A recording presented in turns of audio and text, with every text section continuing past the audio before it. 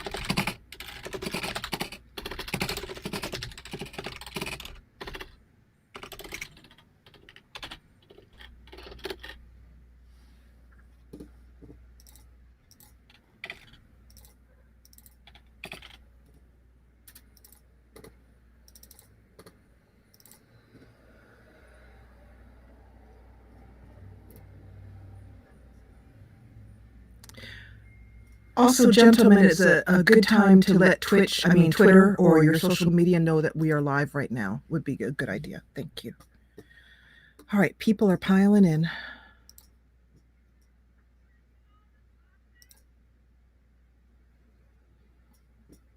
Ooh, and Shirley's in chat. Awesome. Okay. I'm going to do my bit now, gentlemen.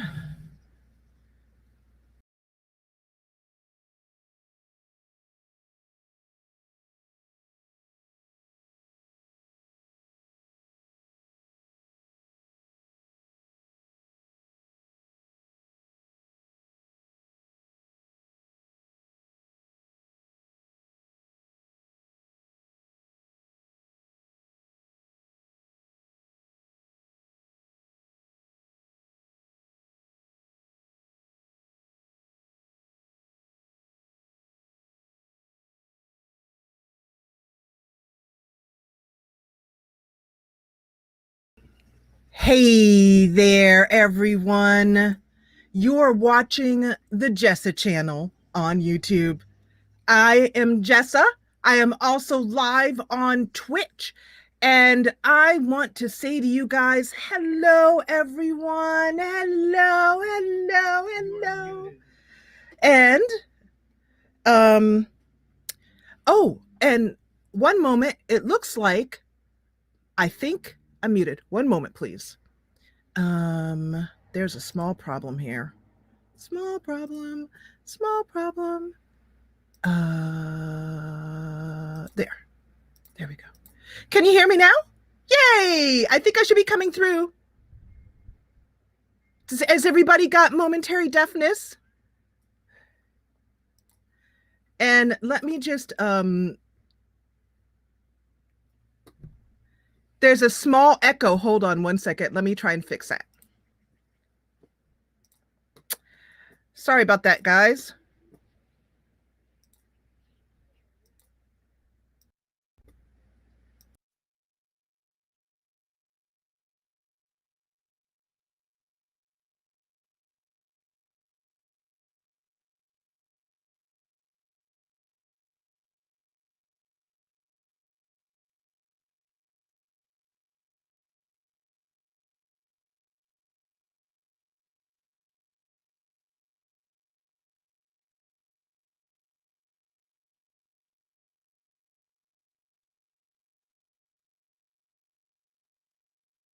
it's really a proper stream until you have a technical error. You guys should be able to hear me now without an echo. Can you hear me now? Hello, I can see you guys all there. Can you hear me now? And sound is good now. Thank you, Valest. Thank you. And also the guys should let me know by waving their hands. Can you guys hear me now? Yeah, perfect. Okay, thank you. All right. So let's try that again, shall we? let's just go to Blackfield for a minute.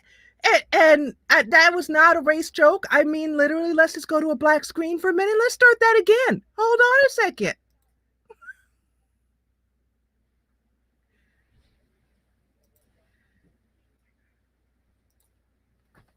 Hey there, everyone. You are watching the Jessa channel live on Twitch and YouTube. Who said black it up? Who did that? I like you. You're awesome. Hello, everyone. Welcome to the Jessa channel. Today, we are doing a recording for a PAX Roleplay panel. And we have some of the guys in chat. Voices is in the chat right now.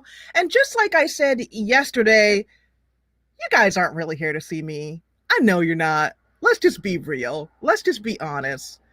Everybody is here to listen to the expertise of 4 of the best role players on YouTube.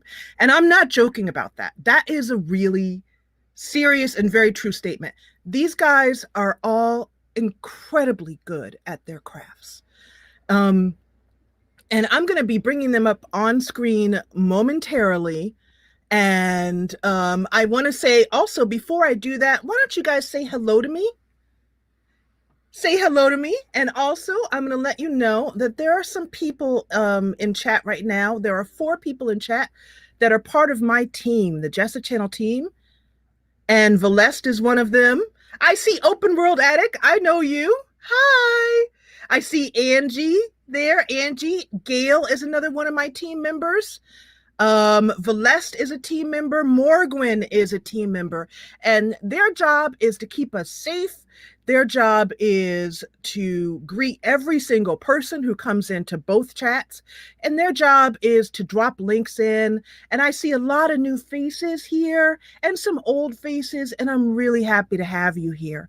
We are recording a role play panel for PAX West, which is going to be online this year. How many of you guys know about PAX West? Let me get a hand in chat if you guys know about PAX West. PAX West is one of the biggest gameplay gaming conventions, and it's part of the whole entire PAX family. PAX West, PAX East, PAX South, and PAX Unplugged, and PAX Australia as well too. And so I see a lot of people from Rycon. Hello, Shirley. Shirley's like, I'm so glad I'm not on the mic today. She's like, I am so glad that I can just sit back with my cup of skooma tea and laugh at those guys. Shirley was with me yesterday, where yes, she does really have skooma tea. Are you drinking your skooma tea today, Shirley? And but yeah, so PAX is a huge convention. Thousands and thousands of people go to PAX. It's going to be online this year, and I had 2 panels submitted, and they were accepted. 3 panels actually. One wasn't accepted, but we'll just forget about that one. And this is the second one, and we recorded one yesterday, and we're recording one today. But I'm not going to spend any more time taking up the whole screen. I'm going to introduce to you some of the best role players on YouTube. Gentlemen, you may unmute yon microphones. Finally. And exactly, he's like, I was just, you guys are just waiting for me to stop talking and you're just sitting there like, is she done yet? Oh, I'm scared. Right. But I do have some awesome role players here with me today. And I'm going to introduce them starting above me. And that is Carl above me, Voices from the Dark. Hello. And he's so cute. Ain't he cute? And Wait, am I the youngest? Like, what age are people here? I think Wow, tough question right out of the gate.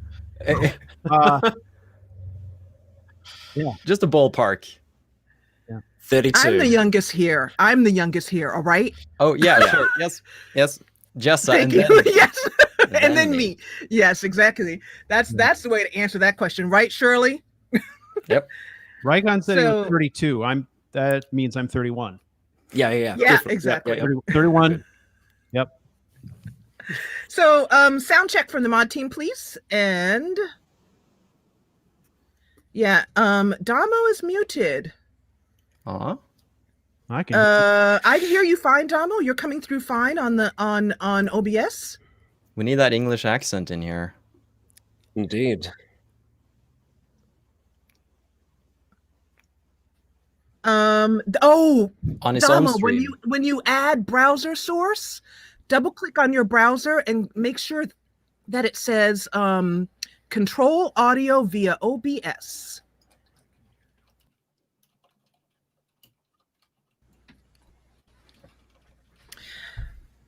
Yep. Okay.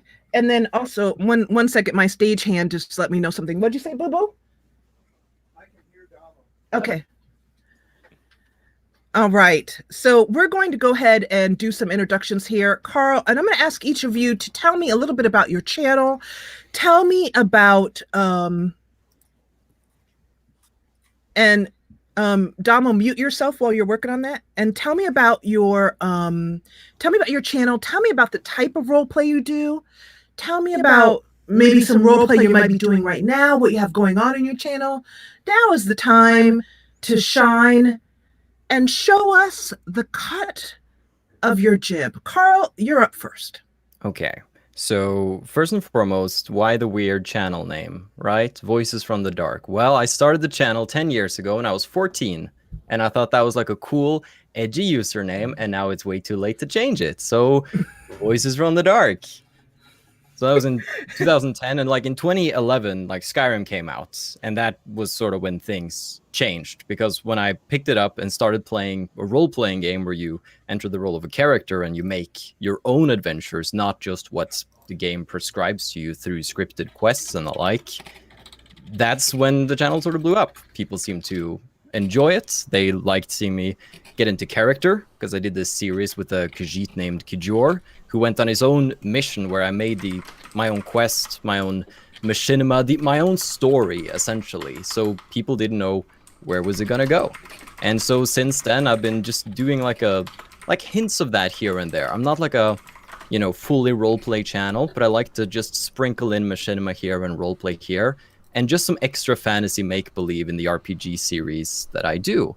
Like, lately I'm playing Mountain Blade 2 Bannerlord, and, there's a game with a lot of mechanics, do this, grind that, do this. That's not exciting in and of itself. But if you take it and you just add that little extra spice, like, oh, this is the story of Einar Hellfury, who needs to find himself a woman, but he's hopeless, so nobody really likes him. If you just give it that little extra, people tune in to see that story, not just the game, but like the story and the character. Other than that, like the main important thing right now with the shameless plug on my shirt is I'm doing a Oblivion 100% run on the hardest difficulty. Yes! And I am 3 or 4 episodes away from fully completing it. At episode Really? 250, the game will be 100% completed on the hardest difficulty. So yeah, Skyrim, RPGs, Oblivion, with just that little dash of roleplay. That's where I really, really enjoy myself. That's awesome, because I have watched your Oblivion playthrough with Marina frickin' Misfire. That's right. Since the That's how beginning. you say it. Her name's Marina Mistfire, but every intro it's like Marina frickin' Mistfire. You need the frickin'. It's her official middle name now. And also, Carl is the only one of the 5 of us that, unless you guys want to prove me wrong, he is the only one of the 5 of us that can do a proper Khajiit. Do it, Carl. Come on. It's not even that good. It's just I told you. Kijor. It's just Kijor, Skooma, cat. I can do hissing. Hissing is an okay thing to do. I do it. I told you. He's so good at it. I can't do it because she saved my life. Anybody Putting else? me on the spot here. Well, welcome to my panel. I love it. So that is Carl, Voices from the Dark, who is above me, and next we go over there to Damo 2986, who is watching his adoring fans who are chatting to him because he's. By the way, Damo is live on YouTube right now, and he's got a really adoring group of people who really enjoy him. And Damo's actually the newest one to our group as far as I've known Damo for a long time, but he's new to some of you guys. And Damo is let me just tell you, he has played Baldur's Gate 1 and Baldur's Gate 2 with I don't want to curse on a PAX panel, a jerk dwarf. He's really a master at character development is what he excels at. So Damo, tell me all about yourself. Yeah, sorry about that. I had about 10 minutes of technical difficulties here, which is well known on my streams. Hopefully everybody can hear me now. I've been doing this, recording LP videos and streams since TVs were black and white, if you believe some people. Since 2010, April 2010, so I've been doing it just over 10 and a half years. Never really set out to be a role player. Saw a couple of Sims videos on YouTube back in 2010, and it kind of developed from there really, due to tabletop. But yeah, I record role-play games, strategy games, simulation games, because they tend to give the best opportunities for character development, storytelling and roleplay. I do throw in the occasional other type of game, but I'm always playing at least one, if not two, of my main genres at any one time. So that's just a little bit about my channel. All right, thank you, Damo. Thank you. That is Damo2986. If you're on YouTube, all of their channel links are in the description below. Plus, the team will be posting their channel links throughout the entire stream. Next up, we have Dumb Man. Over here, over there, way over there is Rycon Roleplays, and Rycon is known for his buttery voice. He's got an advantage, and he does great voice acting. His voice acting is top notch. Rycon, welcome to the panel. Tell me a little bit about your awesome channel. Well, I'm Rycon. I've been doing this for around about 7 years. As of yesterday, I think it was the channel anniversary. Started back in 2013, so I don't know if I want to count the first year as being year 1 or year 0, because it was an incubation period to start with before things got going. But yeah, this has all just been a big happy accident, which I'm happy that it's here and that it's an accident. This is my full-time gig. This is what I do with my life now. It's what I decided to push myself into, telling stories on YouTube, using games to do that as well, which I find is just a super fun and interesting and different kind of medium that is super niche, but at the same time, the people who love it really, really love it. And I'm one of those people who loves it as well. So it's really, yeah, it's been amazing to see where that kind of role play community on YouTube has gone over the years. More and more people are getting introduced to it. And yeah, it's growing more and more over time. And what I love is that there's always going to be new stories to tell as well, because we get new games. Some of them good, some of them bad, but most of them, you know, you can do something with. You can tell a story. Thank you, Rycon. Thank you, Rycon, for being here. I really appreciate that. And Rycon, I just want to tell you that I was watching your Outer Worlds playthrough. Oh, so good. Yeah, I'm glad you like it. Unfortunately, yeah. I had to put that one on hiatus for a while, just because. Yeah, it's one of those really tough things. I feel like if I had like an extra 2 days in the week, I could do everything. Or maybe like an extra 10 hours in the day. I feel like I could accomplish everything. But yeah, it's one of those really difficult things, deciding where to put time, what to spend it on. And unfortunately, a lot of that is decided by who watches what. And sometimes things just drop off, and yeah, I can't explore those stories anymore. Yeah. You don't have to explain to me. I have numerous series, Pathfinder Kingmaker, that I haven't finished. So yeah, so basically you're talking to the choir here. I just wanted to tell you that the episodes that you did put out, I really enjoyed them. Thank you. Thank you. So lastly, keep doing this gentleman over here. That one over here is Stu Couchware, and Stu I've been watching since his very first episode, and his creativity is out of this frickin' world. I've been telling him that for years, but his character design, he's weaving an entire story, and he's doing it with one game, with Skyrim. And he's got this entire opus, this magnum opus of characters. So I'm going to let him talk about that. Yeah, Stu, that was up. A complete accident as well. So yeah, I started my channel in 2013, a couple months after Jessa launched hers, I guess. Yeah. Started out on the Xbox, and it was weird. We were talking about this last week with some people in the community. That particular series, Aranis Arcana, that character, something about the way I played that character, I guess, was sort of like lightning in the bottle at the time for some reason, and it kind of took off. But my channel is always been about role play, but you know, I am I am famous or infamous for having said that I would never ever in a million years do voices, and now it's like all I do. You know, it's bizarre. But it's been a weird. I have to rub that in. I got to rub that in. Because I told him he should do voices years ago. I did. And he said, oh, hell no. And I said, no, you should do it. And he said, no. And now he voices how many characters? Well, I don't know. The series that I'm doing now has, I think, 6 primary characters whose stories overlap. They all have their own origin stories, and then their stories overlap. And then there's a bunch of supporting characters. And so the voices that I have difficulty doing and sustaining for a long period of time, those inevitably become the supporting characters because I don't have to do them constantly, you know.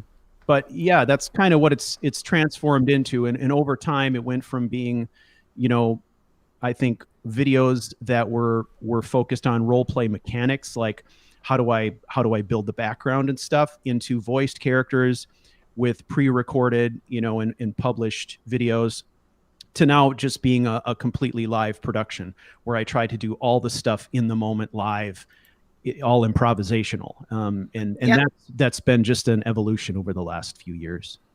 And that's what we're here to talk about. And Stu has given us a great segue into what we're here to talk about. We're not just here to talk about role play itself, which is a huge concept. It's a big word, you know, and it means a lot of different things to different people. There's live action role play, there's tabletop role play, there's cosplay, which a lot of people consider to be role play as well too. But we're talking about improvisational role play today. We're talking about in the moment role play. And that's how a lot of us do it. We don't write out scripts. I don't think any of us do. Correct me if I'm wrong. Write out scripts and then just sort of voice the characters and follow the scripts along. We're playing in a video game, which is an emerging story. Yes, the main quest of Skyrim is the same main quest, but how your character approaches it, that's where we get the character from. So, you know, my first question to throw out to you guys is, I have always said that improvisational role play in gaming is the sweet spot between what the player wants, what the character wants, and what the game wants. So, first of all, to each of you guys, let's try to define what we think improvisational role play is. And what does it mean to you? And can it be done the same way in video games as it is on a tabletop or live action or cosplay? What do you guys think about that? I think you are restricted a little bit in video games, more so than a tabletop setting, because tabletop, the only rules you have are the rules of the game. There's no rules around the role play. It's kind of the same in video games as well, but you are always working with that game engine, which can sometimes work against you, I suppose.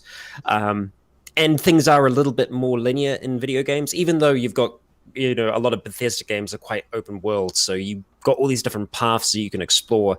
I feel like it is still a little bit more limited than what you could do in a tabletop setting, but it's still, you still have the chance to let the game influence your decisions as a character rather than you kind of dictating what you want to happen. I agree. And I feel like a really big part of role play or improvisational role play is just the aspect of play, of being playful. I feel like that's a very core attribute. Essentially, it really helps when you manage to sit down with the game and look at it with like childlike wonder in a way. If you're very open to, how the world could be exciting. Like, for example, you might think you might be down in a cave in a game, like in Oblivion, and you know all the monsters that reside down there. But in your character's mind, you could be talking about what could be around the next corner. It's about sort of seeing those opportunities, getting into the mindset and seeing the world as this big, scary place. Like if you're attacked by wolves in the woods, instead of saying, oh, there's probably a spawn point for wolves nearby, that's very technical and dry and not really interesting.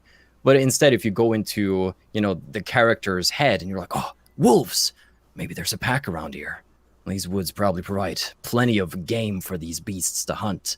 And you start going down that path, you've taken, something very static and mechanical, a wolf attacking you, and sort of weaving it into a story because you're playful, because you have an open mind and you have this childlike wonder. And I think those are really important attributes to keep in mind if you want to do it and have fun with it. Yeah, and what do you think? Oh, go on. Yeah, go ahead, Damo. I mean, leading on from that, for me, role playing is a way for me to enjoy the game in a different way, because the tendency, I've said this many times on my channel now, that I can't play games off camera anymore because I don't role play as much as I do when I'm recording videos now. It's just I tend to pick options that I want to pick, and that usually is the option to try and win, to try and get the best this and that, and that I find very boring now, so I can't play off camera anymore really. But when I'm role playing a character, I'm seeing the game through the character's eyes, and it gives you an opportunity and a window into doing things that you wouldn't do in real life. Exploring options that you wouldn't dream of doing, and looking at the consequences. And I always find that, especially with improvisational role play, is me as a game player, I often liken myself to a spectator at times. If the game has got a good roleplay mechanic and it is open enough to give you enough options for your character to be able to be consistent in their decision making as per this kind of personality and that you have for that character, I often find that the game and the character drive the story, and I sometimes find myself as a backseat passenger just clicking buttons, because that's the way it is, and that's why I enjoy it so much. Sometimes I don't even know what's going to happen next. That is a good point, that not knowing what's going to happen next. And that's where I think a lot of people get pretty scared. What would you say to that, right, Conaby? That whole flying by the seat of your pants. I mean, it's definitely scary, but I think that's the exciting thing as well, because it requires you to be engaged, to be paying attention to everything. But I think after a little while, it becomes a bit more natural, where you stop thinking like you and you just start thinking like the character all the time. Like I've had trouble in the past with some characters, like Logan, my Fallout 3 character. I think Fallout has a way of like doing these great big huge things and kind of I guess not playing into them as much as you think they should. Like you're coming out of the vault for the first time in Fallout 3. You've never experienced the outside world before. Well, if you have killed people in the vault, it's still there's a lot of things for you to process as a character. It's a hell of a day, and there's a lot of things going on, and yeah, it can be difficult to kind of keep yourself in the mindset of that character, the character that hasn't experienced these things before. But I think once you start doing it, you get a little bit of a roll on, and it becomes more natural. Like kind of what you were talking about before, Carl, about that kind of childlike wonder. That's what I tried to do with Logan there, because so much of this stuff is new to him. Like, even though it's a destroyed world, it's still a world outside of the box that he's been living in his entire life. So it's still like this fresh, new, exciting place to explore, albeit terrifying. So that brings me to a question, which is, each of us started out doing this, and a lot of us started out doing this. Like Carl was 2010. Damo was 2010. Stu and I, 2012, 2013 for Stu. Rycon, when were you again? 2012? 2013, yeah. 2013. Yeah, 2013, yeah. So we've all been, doing this for 10 years, 8 years, 7 years. So how was it when we first started out? Like, for example, I got comments like, because I started out with Mala in Skyrim, and I did something that I haven't done since, and no reason why. I just wanted to try other things. I talked as Mala, and then I also played a character in her head, like her guardian angel, which was basically me, my real self, kind of directing her, like, and there would be times where I would be like, okay, Mala, you go down over here and you face that Draugr, and she'd be like, oh heck no, and would run this way. It was a very interesting thing, and a lot of people still remember Mala, and I'm asked about her to this day. But when I look back, I haven't done it. But for any of you guys who want a good laugh, go back and watch my first video. And so that brings my question is, have you guys watched your first roleplay attempt? And when you sat down, because I mean, a part of this is talking to yourself for fun and profit, how to improv roleplay, but it's also about talking to yourself. Literally, we're in a room with a microphone, talking in an empty room. What caused you to want to get onto YouTube and do such a crazy thing in the first place? For me, it was I was having such a good time in Skyrim, and at the time I didn't have any friends who were playing, and I just wanted to share the experiences with people. I've gone back and watched those videos, and they are cringy, man. They are for me, like, my first series was more of a traditional Let's Play, right? Where I was just talking my way through the environment. The character wasn't voiced, but the deeper I got into the progression of the story, the more bits I started adding in. Now, that's a character that I never voiced, and that character Fleet was the character that really put my channel put my channel on the map, as it were.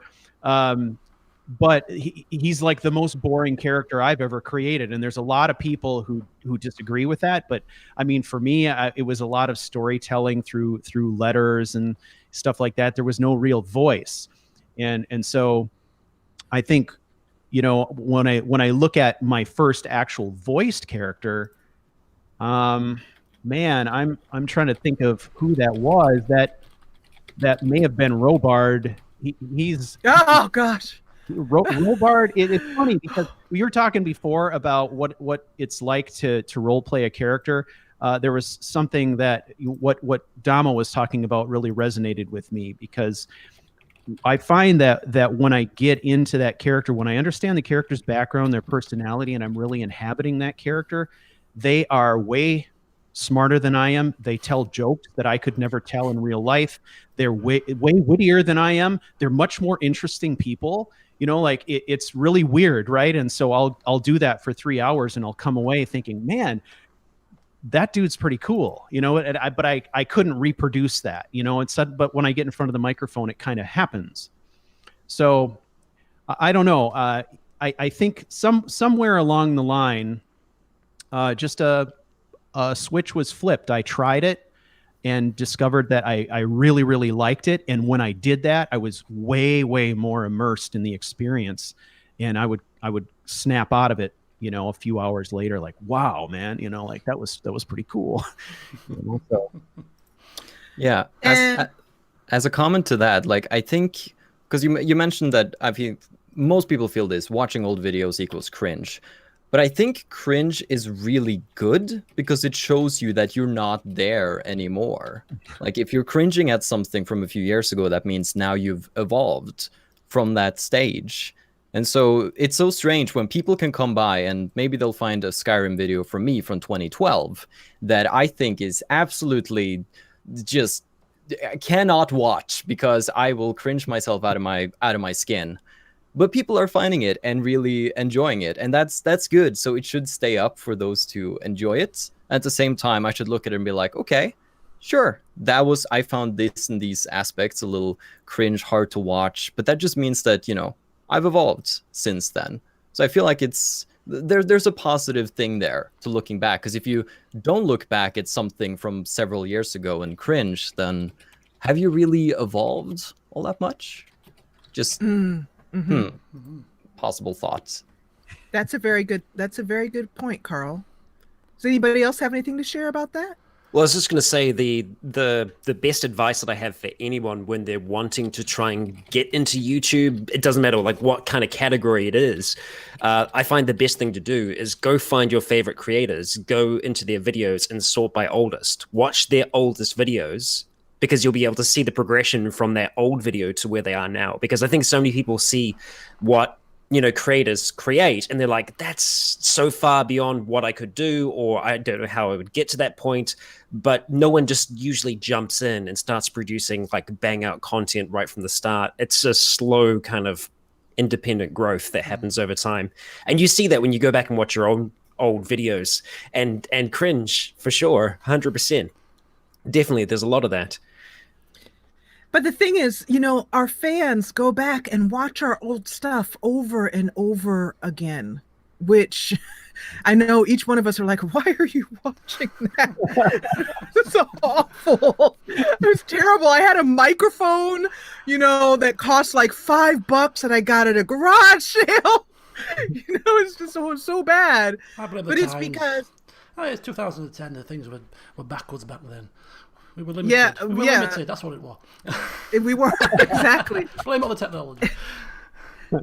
And Damo is right about that. I mean, you know, we've all come a long way as far as like our technology is concerned and our skill set is concerned. But one of you guys recently mentioned, you were just speaking, and one of you guys, I think it was Stu, used that word immersed or immersion. The dirty word. Immersion. I don't know if you guys feel this. I think Stu might. I remember Stu has this, but you know, this whole like you know, my immersion. I can't do this and we'll ruin my immersion, that kind of thing. And so my question is, improv role play really is about getting yourself immersed, like taking the character and putting them on, becoming them, and forgetting that you are in your four walls, on our planet. We're now in Skyrim, we're in Fallout, we're in Baldur's Gate. And so how do you get immersed? And also, second part of that question is, so many people think of role play as being something that is you know, if you install like Frostfall in Skyrim, that's role play. Like your character is now cold, so now you're role playing. And is that really role play? I mean, to you guys, I think it's a tool, isn't it? I mean, Rykon talked earlier about limitations of games when it comes to role playing, and some mods give you more scope to role play within certain parameters. So it's a tool, but it's not the be all and end all. I mean, as you'll know if you've watched me for any length of time, I don't use mods. Hardly ever. Everything I play is vanilla. My Skyrim LP, which lasted for about 3.5 years, and that was all vanilla Skyrim. And the reason why I managed to roleplay that game for so long and stick with the LP for over 400 parts was because of roleplay, because every time I logged on I became that character, and that's what kept me going. So I mean, mods are just a tool, but they are a handy tool if they achieve what you want for your character. I think there's definitely a scale for role playing as well. You know, you've got like your fully voiced, fully like character motivated stories, but I think role playing for a lot of people can be just going, I know that if I go, you know, 10 minutes in that direction and, you know, open this door, open that door, I can find the best weapon in the game. You know that as a player, but even just the smallest part of role playing is you as a player going, I'm not going to go for that because I feel like my character wouldn't know that. They don't know that it's there, so that's it. And it's a really simple, small thing, but you know, some people do that. And I think the kind of videos that we create kind of change the way that people approach games as well. Because before I started watching some role play on YouTube, I just kind of played things more as a player. I didn't bring as much of a character into it, but as soon as I started that, I just couldn't stop. And even when I'm just trying to play by myself now, I can't play not as a character. I always have the character's motivations in mind, even when I'm just playing casually. Yeah. And I think what's important is that I feel like role-playing, as you asked, Jess, I feel like role-playing and mechanics are separate. Like, role-play is independent of mechanics. Mechanics can help facilitate roleplay by making you cold, by making you eat, all of these things to, you know, more easily get into character. But you can take strictly linear games that have no real mechanics for roleplay and just use your fantasy and add to it. Like, I remember playing Spider-Man 2 as a kid, which is the best Spider-Man game. And in that game, instead of doing the missions and doing the quests, I would say, oh, Spider-Man, he works at the pizza shop. So I would run around inside a pizza shop in town and like do aerial combat moves to impress the customers. And once I'd done that, I would say, I've gotten paid, though there was no mechanic for getting paid. Then I would be like, oh, I need to go home and sleep now. But there wasn't really a house or a sleeping mechanic. So I just went to a homeless shelter in the game and stayed there for a few minutes. Then I was like, okay, it's a new day. And then I went out. Like, no mechanics were in that game, but me and my friend would sit there and roleplay and just have so much fun together pretending for hours. So mechanics are really good, but roleplay is independent of that, I feel. Yeah, I think there's other tools too, independent of mods, that you can implement as a form of roleplay. For example, like if you're creating a psychological profile for your character as a way to help remind yourself where they are, where they are psychologically in a place and time, and how they would make decisions and how they would react and things like that. There are certain tools that you can use like that might be similar to something like an author would use to sort of just nail down who is this person and how are they evolving over time and how do I track that. But again, that's a tool for deeper role play, and I think perhaps a stepping stone to inhabiting the character more completely. Those are things that I used to do as a function of tabletop gaming, right? Where I would come up with some of these things, I'd write them down. When I started playing Skyrim, it was the same way. I've gotten to the point now where I don't need those things anymore. When I have a concept planted in my brain, now I can kind of inhabit the character and I can kind of roll with it, right? It's all improvisational now. But for me, it was a progression starting from really just straight up let's play commentary to fully voiced shedding all of those things. And often I will see mods, for example, that present a particular challenge that I want to use as the basis for exploring a character concept. So I might introduce that and say, how can I use this in a unique way or something like that? But again, I concur. It's a tool to facilitate, I think, a deeper level of connection with a character. All right. So I appreciate your answers for that. And also, chat, you might be noticing that sometimes the guys' webcams are kind of going wonky, like they're melting. I don't. I'm melting! And it seems to really be happening with Stu a lot, and then sometimes with Damo. And I don't know what it is that's causing that. I'm drinking. My hair was green before. It was kind of cool. Yeah, it was green. I saw that. And Yeah. then like there was a moment there where like Stu was like purple. I was like, I love the, what are you eating? Like what's your diet? But anyway, Yeah, and sorry, I was just I forgot there that I was muted. I apologize for that. But anyway, I see questions coming in. And I want you guys to go ahead and gather your questions because the team is gathering them and throwing them into Discord with me. And at this, we finish up, we'll talk about those. But we've got a little bit more to go here. And so I thank you, everyone, for your patience with the webcams and whatnot. And the next time we do this panel, hopefully that problem will not be there. But in the meantime, you'll just have to look at us melting off to the side. Anyway, the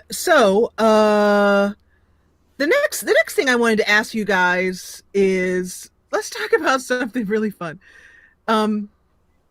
About like how many of, so all of us are basically voice actors, as in we voice characters, I think, except for, I think maybe, no, Damo does too. Only very And recently, actually. Yeah. And actually, Damo and I have a private game of Divinity Original Sin 2 going on, where I'm trying for my first time to play an evil character. She kind of turned out more just kind of slutty than evil, but you know, whatever. It was my first try. It's certainly not family friendly, let's put it that way. No, it's not family friendly. That's why we're doing it. You guys are like, oh, show us and do a live stream. I'm like, no live stream. But I want to hear all of us do a little bit of voice acting and talk about some voice acting. Like how, like, so someone comes to you and says, I love what you do on YouTube. How the heck do you voice characters? So for me, there is a process of bringing a character's voice to life. It involves a lot of talking in strange ways in the shower. Sometimes my husband, who I've been with for a long time, my husband, who's been with me for a long time, is used to driving down the street, and all of a sudden I just start talking in different voices while he's driving, and he just keeps on driving while I'm testing out different voices. It's perfectly normal to him. He's been married to me for a long time. But what tips would you give to someone who wants to start voice acting their characters? Did you get comments that you were weird or nuts for doing so when you first started? And how do you find the character's voice? And this one I'll also answer as well too after you guys have gone, because I keep forgetting to actually answer the questions for myself because I am a role player and an improver too. Anyway, go ahead, guys. Well, just as like a little point, when you're actually like voice acting, you are putting yourself out there in a different way than if you're just playing the game differently. So you do open yourself up to that extra criticism of, well, what are you doing? That's weird. So it's all about getting comfortable with that, I think. And as for just learning voices, I find that listening to the particular voice you want to learn, like when I was going to play a Khajiit, I looked up Khajiit voice clips and I was like, How is it these people talk? and just, play around and just try things like sit up a little differently, maybe move your mouth, maybe do different, like just play around with it. And eventually you find a couple of settings for your body that you like. And then you can just swap between them. It's a whole body thing when you're talking. It really does change how your voice comes out. It's funny that you mentioned that because that's something that I didn't notice about myself. I think it might have been last year. I had our national newspaper in New Zealand came to my house and filmed me doing my recording, which is, I've never had that happen before, and that was incredibly awkward. I had to pretty much like pretend that I was like recording something, so I just like launched up Fallout 4 and I started doing my character Ash and that, and that was awkward enough knowing that there was someone just over my shoulder, but I didn't realize until afterwards just how physical I am, and I'm always doing something with my face. Like I'm always like fully articulating the emotion on my face as well, even though no one's ever going to see it. But it comes across in the voice a whole lot more. Yeah, that's definitely true. I have certain key phrases that I'll use for particular characters, like vocal affectations, right? That when I say them, snap me back into character. And that has become super important for me recently as I'm doing crossover episodes where I'm voicing 5 characters at once having a conversation, and it becomes like some of them are really hard. Like some of them I can do naturally, and some of them are like, ooh, what is that? I gotta find it, right? And Mhm. usually it's something like a simple vocal affectation that'll drop me in. I'm melting again, I know that, but that's okay. And it's funny because we didn't actually have this problem yesterday. We did an entire stream and no one melted even once. So I'm not sure what's going on, but so here's the next thing, and actually I will answer that as well too, because Stu, I do the same thing. Each character has a line that I do that brings me into that character. Kenlyn Tullius, for example, General Tullius's daughter. I did a playthrough with her using the whole Civil War quest line in Skyrim as a backdrop. And so I'm going to try and do Kenlyn Tullius, though I haven't done her for quite a long time, just by using her words. My name. Nope, that's not right. I do see the same thing. My name. Oh, and also the other thing I wanted to say is that I don't know if any of you guys do this, but there are characters, they live in certain places inside my mouth. Some characters come out from the top. Do you do the same thing, Stu? Some characters come out from the top of my mouth. Some characters are from the back of my throat. Some characters are underneath my tongue, where I try and put their voice to make it come out the right way. Mm-hmm. My name is Kenlyn Tullius. There she is. And my father, General Tullius. For him, I am his secret weapon. Yeah, that's Kenlyn Tullius. Mm-hmm. So, and that was one of the most enjoyable playthroughs I did. For me, the way that playthrough started was just, there is a place in the Civil War questline in Skyrim in which you can switch sides. Only one place. When you get the horn of Jurgen Windcaller or something like that, there's an artifact you get in the beginning for either the Stormcloaks or the Imperials, and you can take it to the other side and switch sides. So I thought, what if I started out the playthrough with a woman who was pretending to be a Stormcloak and a man, and had her infiltrate the Stormcloaks in the beginning, and then the whole idea of the playthrough and the whole kind of like gotcha was that I would convince, just with my voice, convince people that she was a man, and then later on show that she was a woman. And that reveal video that I did, where I try. In fact, Stu was my inspiration for that, and he was really good at using the camera voices. Carl is too, of flying the camera around, like using in Skyrim, and like so I tried to like fly the camera around and like did this swoop through solitude, and then came up on her face, and it was a woman, and everybody's like, oh my god, it's so cool. But anyway, and then I did the rest of the playthrough of the Civil War quest line with her being General Tullius's secret weapon, and she went undercover in Windhelm, and during each of the quest line, different points. That was my most favorite playthrough of Skyrim, was Kenlyn Tullius. And it was made that great because of, just the role play and the little bit of extra effort you put into the videos as well.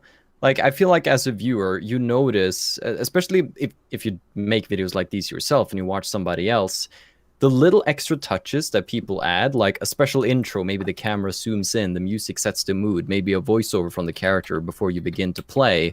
Those small things, even if they don't take that much effort from the creator's side, the fact that they give that little extra is really noticeable. So, that epic moment for your character is something that, sticks with you because you put effort into it, and it pays off, and it becomes something more than just another Civil War playthrough. Yeah, that's really the difference, is that all 5 of us could do the Skyrim main quest line and role play it and put it up on our channels, and it would be 5 entirely different playthroughs of the same exact quest line that wouldn't have anything similar between them, because role play is so individual to what each of us can do and what each of us are good at. Like, Stu is really good at doing these epic trailers, man. Oh my God. Like, Hollywood's got nothing on these trailers that he does, and making these, like, weaving these characters together. And then Dark is really good at, like, bringing out a character and just making her, like, you're just so lighthearted with your characters, Dark. You're really lighthearted. And then Damo is really good with bringing out the depth of a character as well, too. And then Raikon, dude, your voice. That's really it. I mean, I'm not saying that's all that's it, but that is your signature, your voice. Like, for example, could you just do a character for us? Anyone. Pick Leon Aventis. Do Leon or somebody. Because and I'm gonna put us all on the spot. Come on, we're yeah, of course, yeah. So yeah. I'm gonna have us each do a character, and I just did Kinlan, so the rest of you guys are gonna be on the mic. So Raikon, character, please. Right. So I have to get a little deeper first, down low. Girls, is it getting hot in here? My name is Leon Aventis, and I am a cursed man. It's a lot of gravelly, a lot of deepness, and like physically being lower as well to get lower. But yeah, that's a little Leon sample. All the girls are like, oh God. But seriously though, you're Leon Aventis. I'm gonna put it real honest with you. Leon's a panty dropper. Well, There we go. There we go. There we go. So I'm gonna throw somebody else under the bus next. Stu. what? Hey, how you doing? What's up, dude? Yeah. So pick. Of course, I want to hear your personal panty dropper, Robard. Robard Graves. Oh God, Robard Graves is so hot. One of the things that is I guess I use the mod. You guys familiar with the slave pack mod with Mr. Whack, the Reekling? Are you guys familiar with him in Skyrim? Yeah, Mr. Whack. Yeah. The Reekling companion with a giant backpack, and he's called Mr. Whack. He has become. He doesn't have any. Well, he has voice lines, but they're all unintelligible, and they're part of the mod. Well, he's become sort of a supporting character, and most of the characters interact with Mr. Whack at some point. Well, his name is Whack Whack, but Marl calls him Mr. Whack. He says, Mr. Whack, exactly what are you doing with that fish? We've talked about it. The fish is not for you. It belongs to the city of Whiterun. And Robard would say, Mr. Whack, you caught yourself a fish. Good job. Right? And Twist would say something to the effect of, Mr. Whack, you're going to eat all that fish? If you're not going to eat it, I'll take it. He does something like that. And Vander would say, hey, nice fish. Got to run. Yeah. So that's an example of how I would try to get them to talk to one another. But yeah. So for me, it's like I'm not good at any particular accent. I pull crap from all over the place and I mash them together into something that resembles something else. So on my Fallout Let's Play, I did my best to do a Boston accent, and I was getting a lot of comments saying that sounds like there's some New York in there too. And I'm like, okay, perfect.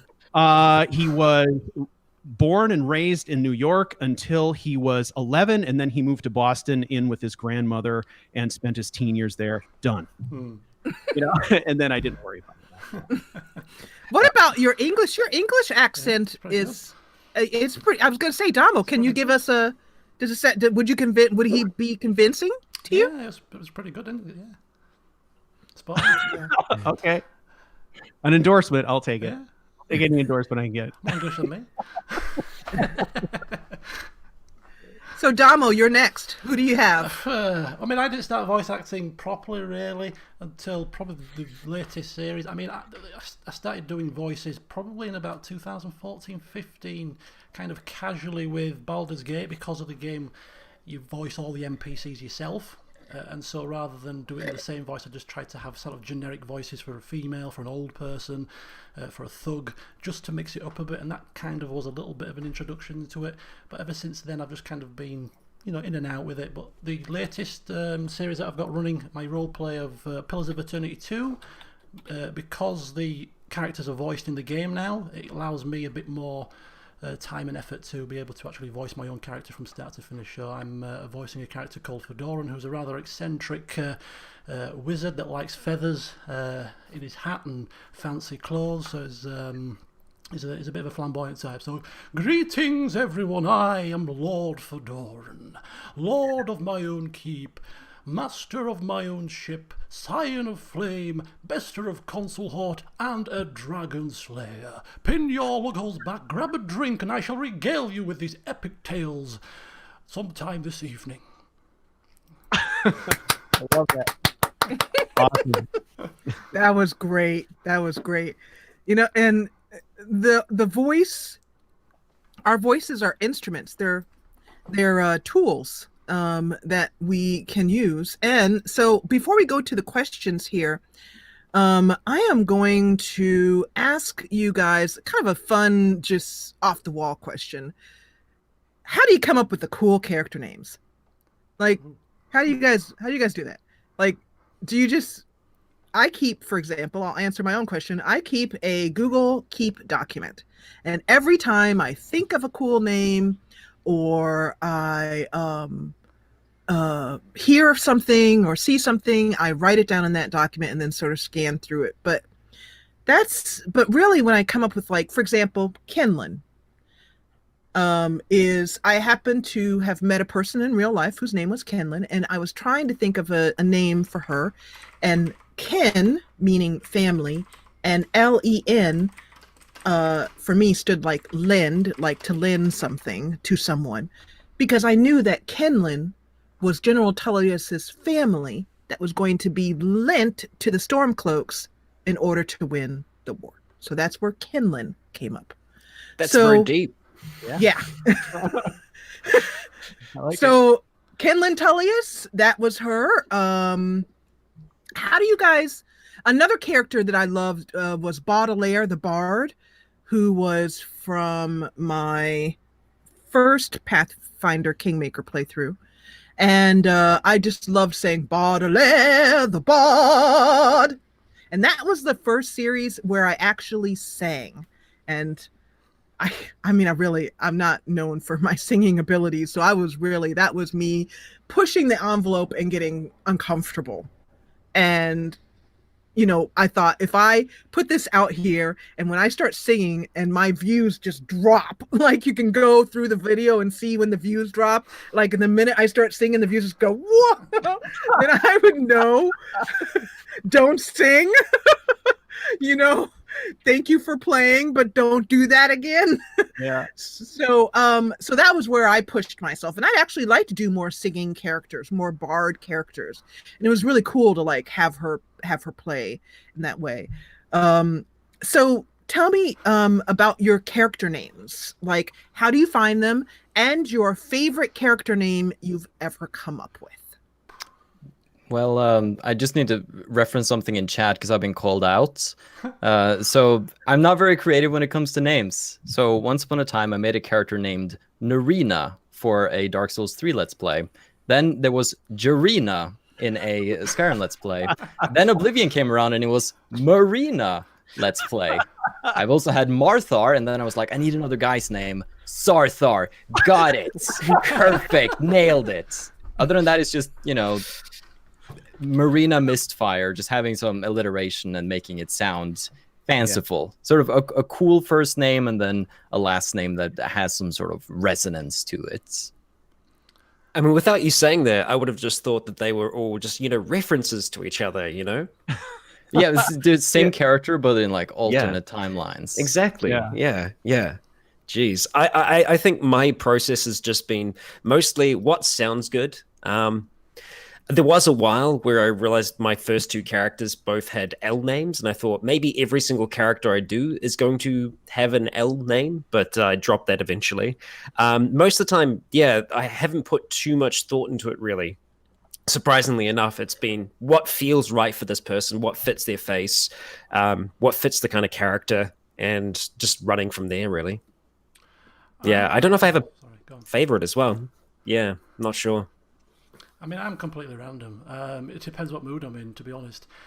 Sometimes I'll purposely pick a really simple name just for the laugh. So, like my Fallout 3 playthrough, my character was just called Bob.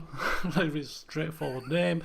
Some names are created on previous characters. So, for instance, like Horston in my Dragon Age playthrough was named after a famous general in Medieval 2. So I'll name them after previous characters from previous playthroughs. Fedoran likes hats. Fedora hat, stuck an N on it, Fedoran. And I've got anagrams of names of characters as like throwbacks to others. So like Godan in my Baldur's Gate playthrough became Nadog in Pillars of Eternity. So it's completely random, but it's just whatever feels right at the time. Yeah, I would agree with that. My character names are often driven by personality traits, maybe. That I'm trying to convey, you know. So Marl's character, he's supposed to be very imperious and sort of over the top. So Marl Lavor Keenlit, you know, big long name that he can spell out to people, you know, because it you know, or he can pronounce it in syllables for people, you know, in a way that seems imperious. Another character named Stax, who is just named. That is a nickname based on the fact that he is a money counter and he just counts stacks of cash, stacks of coins. He becomes known as Stax. And probably my favorite is Robard Graves, which is a play on grave robber. I didn't know that. Yeah, that's cool. And yeah, I mean he's the resident asshole character, you know. And so I like, how can I make him despicable? So Robard Graves, and then, you know, there are, you know, background pieces where in his childhood he's referred to grave robber and stuff like that. So that's kind of the direction I go. But some of those come out of my head. Some of them are inspired by other things. Some of them come from fantasy name generator, you know, stuff like that. It's all over the map, really. And which comes first, the character name or the character personality and bio? And the second part of that question is, do you write up or have a big like biography of the character? Like, I know a lot of people, when they think about role play, they go and they write out this long, paragraphs long biography of the character. So I'll start that. For me, I create the character look and I get a general feel for the personality. I'll keep it purposely loose. I'll just pick a general feel for the character rather than being too prescriptive, because that allows me to adapt the character as the game progresses, and I like the character to react to situations in the game to actually also shape how they're going to end up.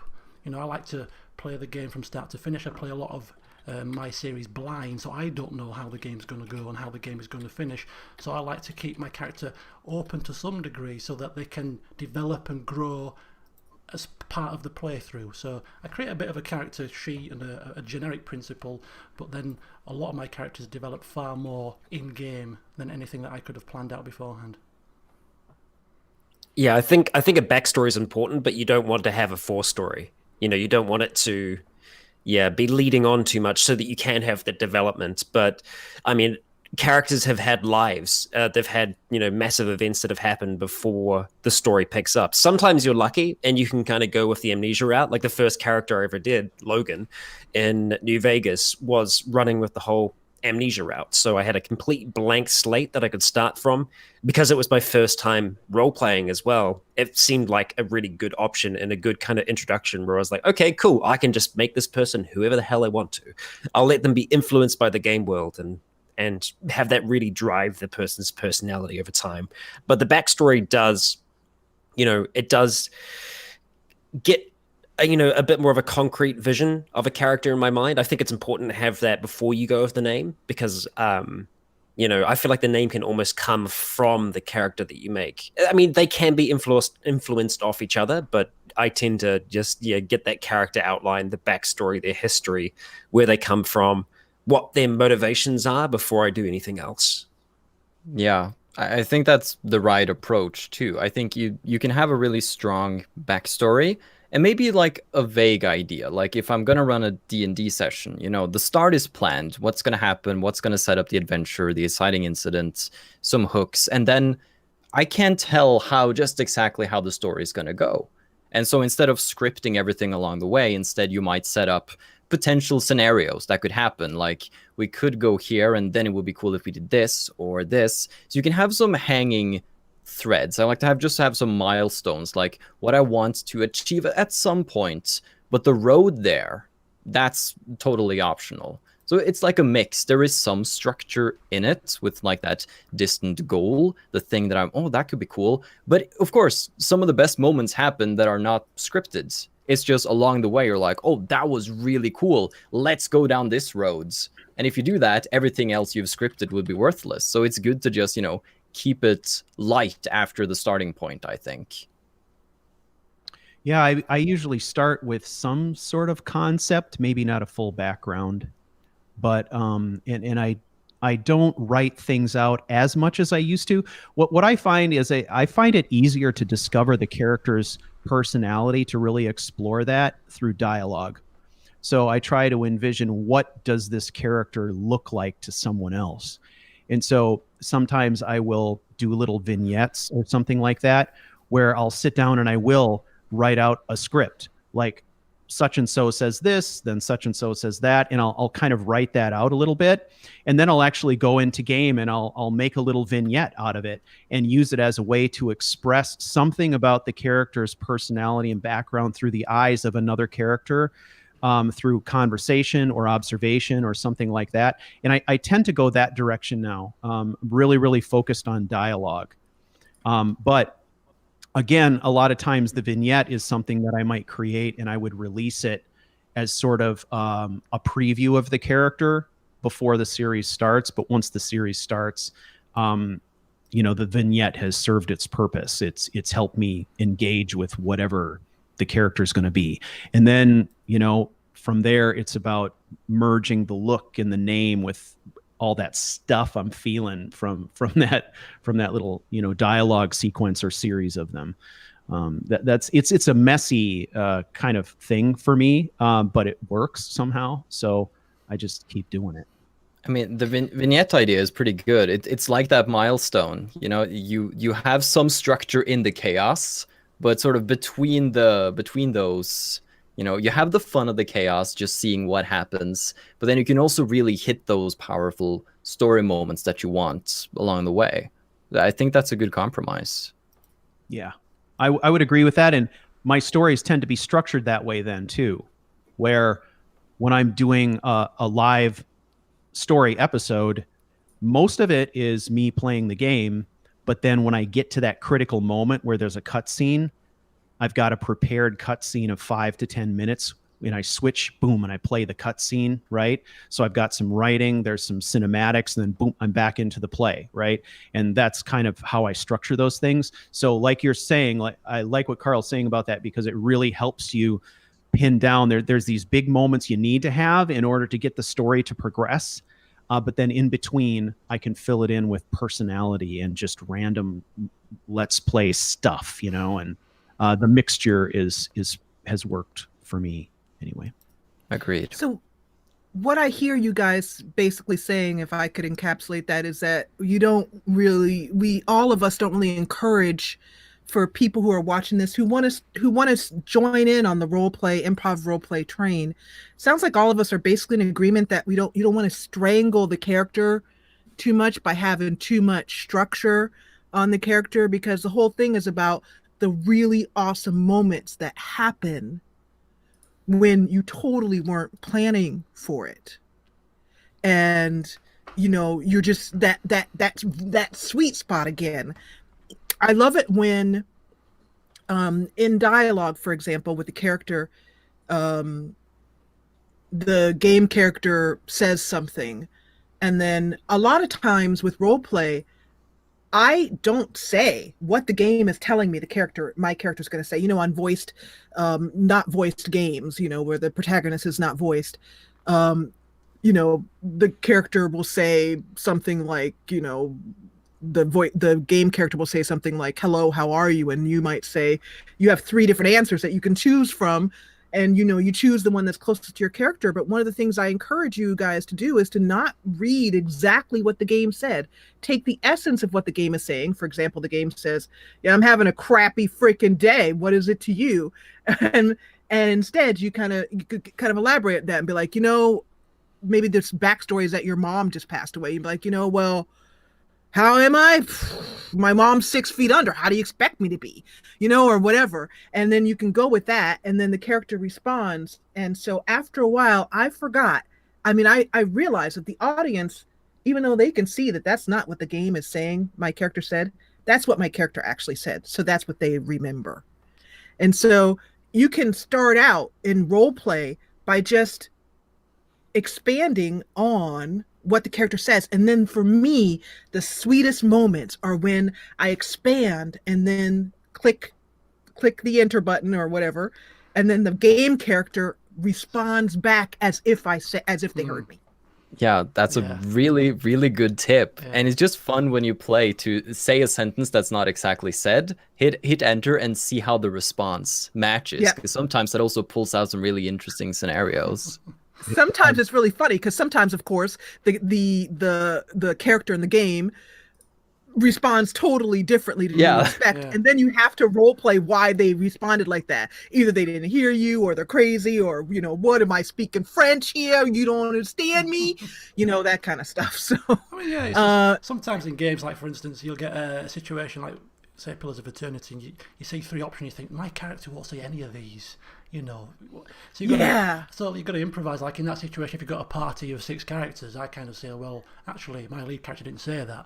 A recent example was the line to advance the quest was, you had to threaten this guy to turn his pet into a pair of boots. And my character wouldn't say that, so I kind of role-played it as if the more nasty character that was stood behind him, had said that rather than my main character. So you've got a bit of creative license is required sometimes. And that's really the funnest thing. And I'm kind of stuck on. I'm going to pick one of 2 questions. I think I'm going to go with. I asked a question like this to my grandma gamer friends yesterday in tea, and it was a great question. And I think I'm going to throw it at you guys as well too. And then we're going to take a couple questions from the audience, and then we're going to finish up for today. So my question to you guys is, if you could imagine your perfect role play game, what would it be? And I'll give you guys a moment to think over that answer while I talk to chat. So chat, if you've hopped in the last 40 minutes or whatever, we are recording a panel for PAX Roleplay. This panel will be going up live during the 9 days PAX is going to be 9 days this year.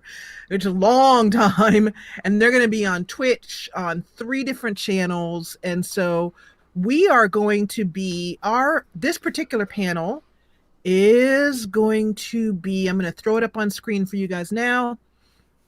Put this down on your calendars. We're going to be live on PAX Online Monday, September 14th from 7 p.m. to 8 p.m. Pacific time. So that's 11, 7, 8, 9, 10 o'clock Eastern, and then goodness only knows what that is, GMT, on PAX 3.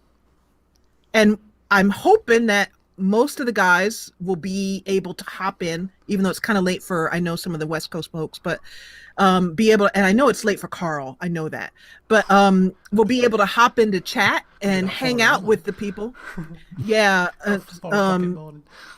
I know it's 4 a.m. for you, I know. So I completely understand if you won't join us for that. But some of us will be in chat. I believe that's late afternoon, evening for Rycon where he is.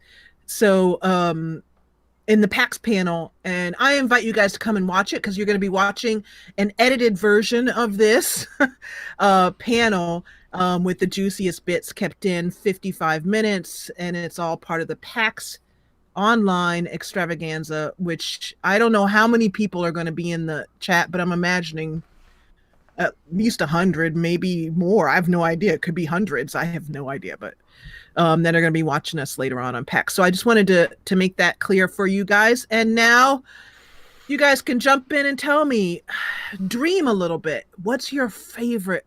Like, it doesn't even have to be made. It's not a game that has to be made. Like your ideal favorite role play game. Well, it's not a very exciting answer. It's not really even about the contents of the game. It's just about giving me access to tools that lets me represent the game in the best way. Give me that flying camera from Elder Scrolls and Bethesda games. Give me the ability to turn off HUD.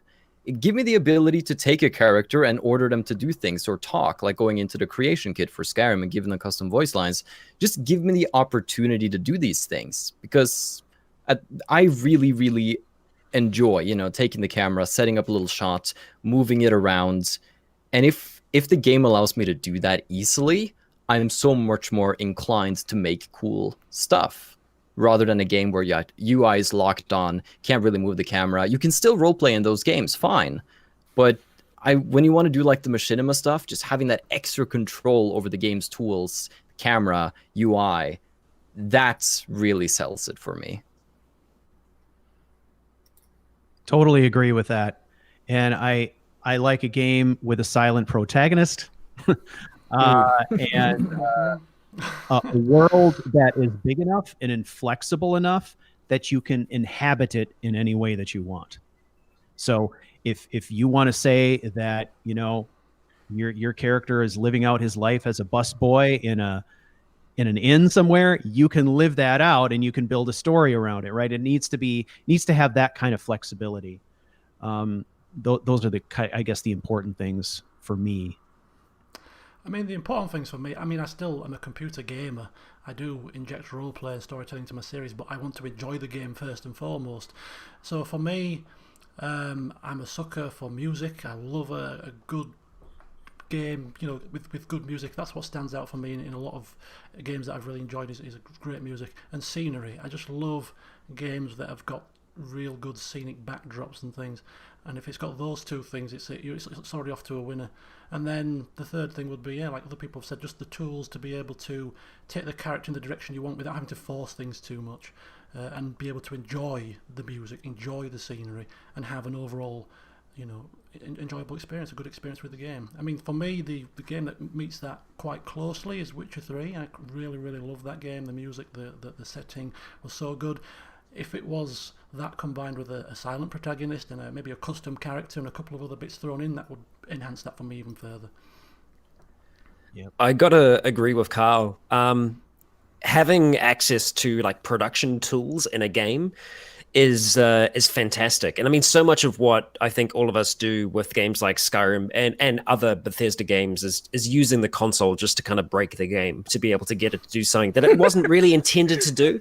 I'd be so intrigued to see if in the future and within the next decade, we see more games having that back end be available for people to be able to create content with the idea being, hey, you know what's really cool? Free advertising.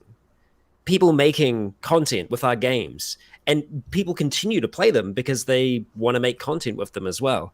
I'm intrigued to see what direction that goes, like what kind of tools we'll have, whether or not in like the Elder Scrolls 6, if they'll have better tools or if they would have restricted them. I don't know. It's either that or we will all just get better at breaking games. Like Outlast 2, for example, has a voice protagonist. I had to go in and find Blake's voice files in the game and delete them all so that he wouldn't speak during the game. So there's ways to break things, but it'd be nice to not have to break them if That's there were really options cool. there for making things. I mean, I love tabletop role playing because it gives you all of these things, all the things that we want to have in a video game, but it's just there already. So I find that's where I end up going when I'm really craving like freedom to do anything really. So we've always got that at the very least, even if tradition, your kind of computer games let us down sometimes. But I think I'd have a hard time kind of outlining what my perfect game would be, but having access to more tools would just be fantastic. Okay, gentlemen, so we are winding up and we are heading on into Q&A. I want you to ask your questions. And oops, that's not the overlay I wanted to use. Well, actually, I'll have to do. Okay, so just go ahead and ask your questions. Ask your questions. And I can see that I've gotten a ton of questions from my team. And a couple shout outs. There are two awesome people in chat right now, one of whom was supposed to be in this panel with us, and he couldn't. Joe from The Panicked Monk is in chat right now. Hi, Joe. And also, Shirley Curry has been asking questions. She was asking Dark when you're going to start a new series, Dark. Yes, so I have a brand new computer now because my old one was starting to struggle to play Skyrim and stream at the same time. So I was like, okay, it's time for an upgrade. So gonna get new mods installed, gonna take Kijor for a spin, new adventures, some sort of expansion mods, and really dive into Skyrim again and just enjoy the possibilities of that on a brand new computer.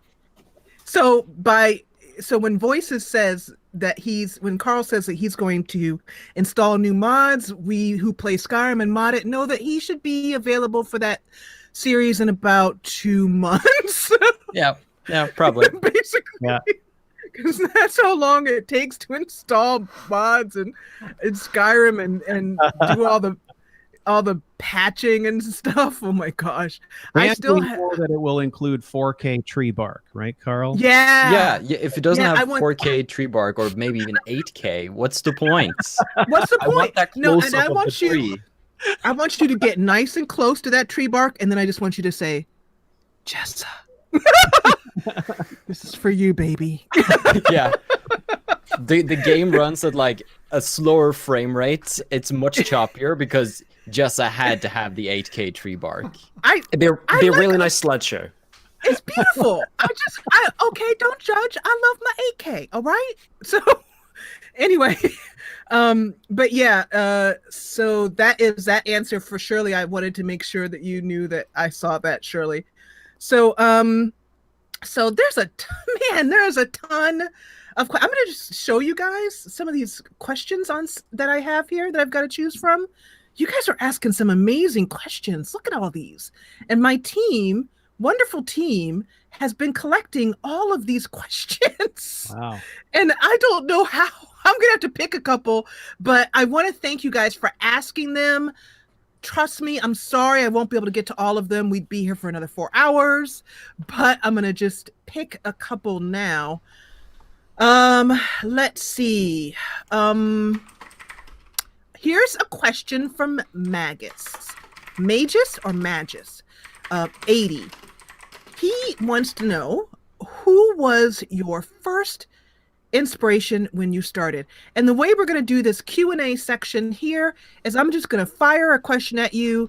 The first person who answers it gets it in, then I'll fire another question out, and we'll just do kind of a hot seat type of thing. Okay? So first up, who was your first inspiration when you started?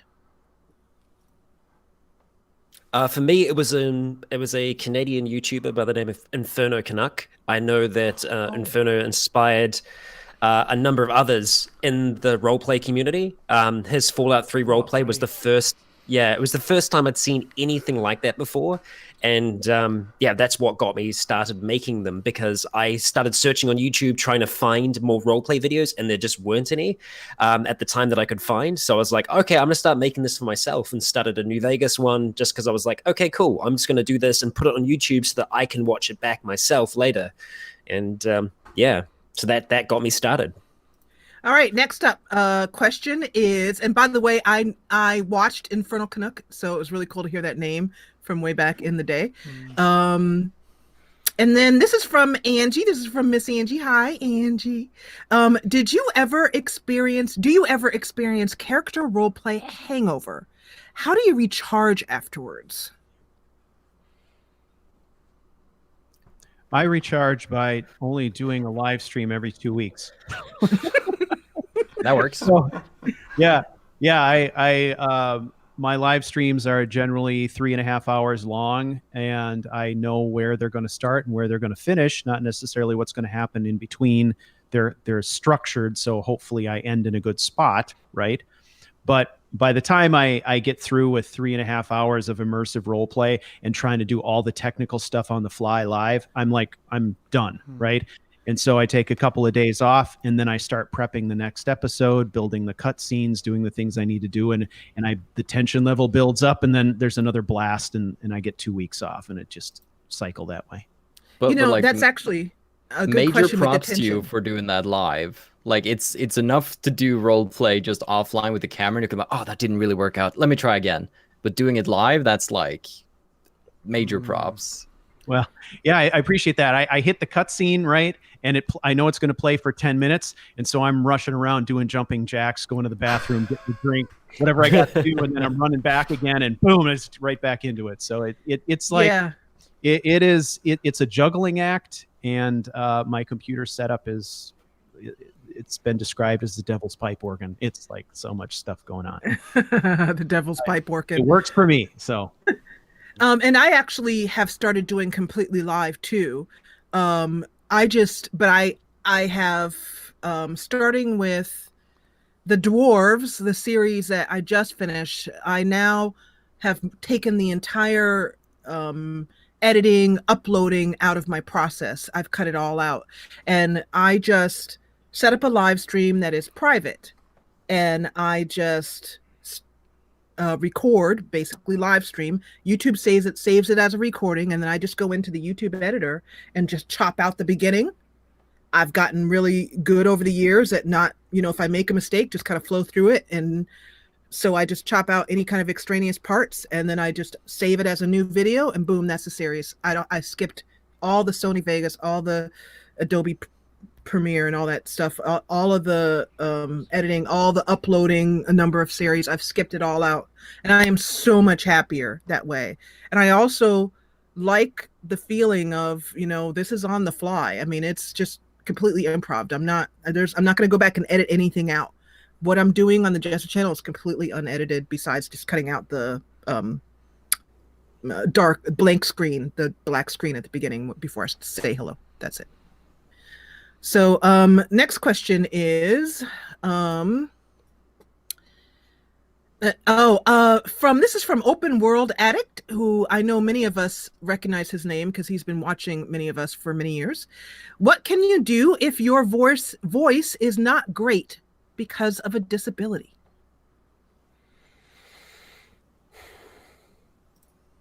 That's a tough one. Yeah.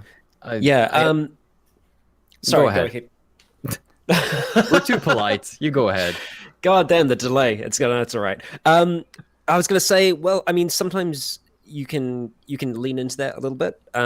I mean, I like to bring a lot of myself to my characters as well. So whether or not you can bring that aspect of yourself to that character, that can help with that.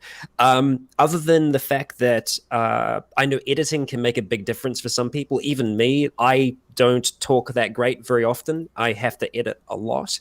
But through the power of editing, you can manage a whole heap of that. So whether or not you could do it through editing or embracing that in the character, I kind of see those as two different options. Agree. Okay. Yeah, good. All right, and then our last question here of the day. This is from Michelle L. Lewis. How important is post-production work?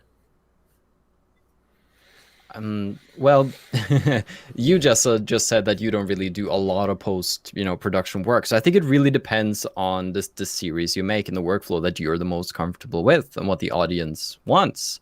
Like, I like to spend some time, with that little extra thing on the beginning, camera zoom in, normal episode, then camera zoom out, and you get the outro. So I think that a little bit of polishing helps it, lift it to the next level where you're like, okay, this isn't just like a straight let's play, because I want to just infuse a little extra though. You get a lot of power in post-production, I feel. So if you harness that correctly, you can give them an experience that's like, oh, this is actually something I'm kind of intrigued. I haven't seen anybody, do it in quite this way. And like, oh, the music soared there in a way that the game wouldn't be able to. But if you go in, play the game mute, add your own music, you have the perfect soundtrack to the episodes. That sort of stuff, I think, is a really powerful tool that you get through post-production. And it also means that you can edit out the parts where like someone might walk into a fireplace and catch on fire as well, which Yes. I have trouble rationalizing as a character. I'm just like, they're on fire. They just That helps literally too. walked into the fireplace in the middle of the tavern, caught on fire. No one's reacting. That guard just looted something from them. Yeah, All right. so basically NPC stupidity, How do yeah. you edit that out? How do you, Yeah. that's the ultimate question. How do you role play around NPC stupidity? Who knows? You play a game with a lot of save slots. Yeah, And you save yeah. a lot. Because a save and a load point, like maybe going through a door, something like that, snip in editing, and it's Yep. seamless. You've got to, of So course, we are edit- going edit, to. you could edit your mother coming in and calling you for dinner and things like that. It tends to happen. Oh, to me yeah, quite that often. happens a lot She's, in she's the doc- star of the show nowadays. She is. I'm like, where's your mom? Don't edit out your mom. We love your mom. I don't know how many times I've heard your mom be like, Damo, it's time for dinner. But she doesn't say Damo, but she does say time for dinner. But anyway, yeah, so I want to really thank chat for joining us today for this amazing episode. I'm going to ask you guys who are here with me on the panel to hang out with me. Go ahead and mute your mics, and I'm going to head over here to this screen so that I can say to you guys, I am so glad that you joined me today. And this panel will be up on PAX, and I will ask the guys and myself. I will also be posting in the day or two before. It's going to go up on PAX so that we can see it. There's a lot of great stuff that was shared about role play today, and I feel like all of us guys, I did forget to tell the guys to go to the bathroom before we started recording. I said that to my grandma friends because we grandmas have tiny bladders. But so I'm imagining that a couple of guys are just sitting there going, oh God. But anyway, but we could talk for hours about role play, and we just kind of scratched the surface today for this PAX panel. But I want to thank all of you guys for joining me on the Jessa channel. And I am currently playing Luna the Shadow Dust on the Jessa channel. And then coming up next is Wintermore Academy. And then after that, I'm pretty sure I'm going to be bringing the Outer Worlds to the channel. Outer Worlds, which is a really fun game, the game I was referring to that Raikon played. And it's a great short little RPG. It's kind of like Fallout Light, So if you ever wanted to see me play some Fallout post-apocalyptic, there you go. Anyway, I'm going to leave you with a little thing here and say goodbye to me. And the guys can hop in chat and say goodbye as well. And I will see you on the Jessa channel. And thank you, as always, for watching.